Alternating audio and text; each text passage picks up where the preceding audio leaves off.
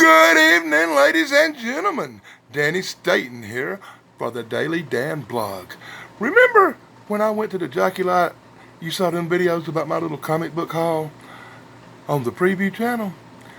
I thought I'd take time today to show you what I picked up while I was at the Anderson Jockey Lot flea market. Be sure to look up them videos on the Daily Danny blog. I picked up a Get Smart comic book. I really like this. It's a number 5 from 1967. And they can't get no better than comic books based on TV shows. They raise in value regularly. On the same note, I also picked up a Dark Shadows. This is a 1971 comic book. Also, a number 4. I really like this comic book a lot because I did watch Dark Shadows as a young man. I also picked up The Space Family Robinson. Now, this is loosely based on the TV show Lost in Space, but they could not get the rights for that name, so they changed it to the Space Family Robinson. Notice it still has the spaceship and the people from the Lost in Space TV series. What an excellent addition from 1964. I picked up this Strange Stories of Suspense. Mainly just picked it up because it's an old 12-center. I haven't checked it out yet. I don't know much about this book, but I will be going into detail on research on this one. This book I picked up, it's a 20-center from around 1978, and it's nothing special, even though it has a great cover. I love cover art on comics. But this happened to be one that I lost in a house fire a few years ago. About 11 years ago, my house burnt down, and a great deal of my comics were burnt. And this is one I had that I really liked, and I finally was able to replace it. I picked up this 20 cent around a 1978 Weird Mystery Comics. I picked it up. Only reason I picked it up was this graphic art. I love this cover. It's nothing special, but the cover makes it stand out greatly. I also picked up a couple of Star Trek comic books. We know I'm a big Star Trek fan, so for my Star Trek collection, a number 1 Star Trek The Next Generation.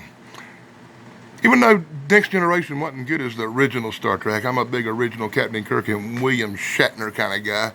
This is an awesome book to have, mainly because it's a first issue number 1, which always means more, and it's Star Trek, a big series. I picked up a Star Trek comic from the 1990s series, too. It was only $2, and I thought it'd be nice. It has a great cover, you know. See Captain Kirk really well on it. And, once again, being a Star Trek collector, it's hard for me to pass up on anything like this. Here's one that you guys might like because it's really current. And I don't usually get new stuff. But I picked up this Walking Dead. Yep, the Walking Dead, zombies and all that. And the only reason I picked this comic up is it is autographed. Yes, autographed by the illustrator. That makes it a little bit more rare than the average book. Before I ended this blog today, I thought I would show you a few more of my Star Trek items. I know once before on a video on the Danny Staten channel, way back in the day before that channel ended, I had showed a few of my comics. So let me recap them real quick for the people who missed that video since that channel has ended. Even though it's still up and running on YouTube, I don't access that channel and there will be no more videos on it. No more videos on it. If you want to see videos, go to the Daily Dan preview channel. I preview videos on there. Sometimes I put a little original content on there and give you a chance to see stuff not on my main channel. Sometimes a little too raunchy for the main channel in the public. But right now you're watching the Daily Dan blog. Okay, let's move in here and take a look. This is one of my rare Star Trek comic books. This is a 35-center from a 78 series. I like it a lot. I have 2 from that series actually. You get a good look at it. Notice they've already been wall mounted. But here is my pride and my joys. The number 1 Star Trek. The very first Gold Key comic ever made, based on the series in 1967. This is probably the rarest of all the comic books. I also have the number 4 right here from 69. Another number 5, which I love these because they got the actual pictures of Captain Kirk and Mr. Spock, William Shatner and Leonard Nimoy, respectively. And here we go. Another one from that later series, the 35 centers. But back here I have the Spock cover from 1969. Yes, and I love this one. Even though it's like a number 15, it's still the one with the big spot cover, and people really like that a lot.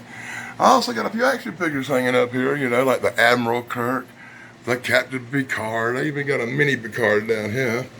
And once again, even Picard when he was that detective guy he played in the show. I can't even remember the name of that guy. What was that guy's name? Does anybody know?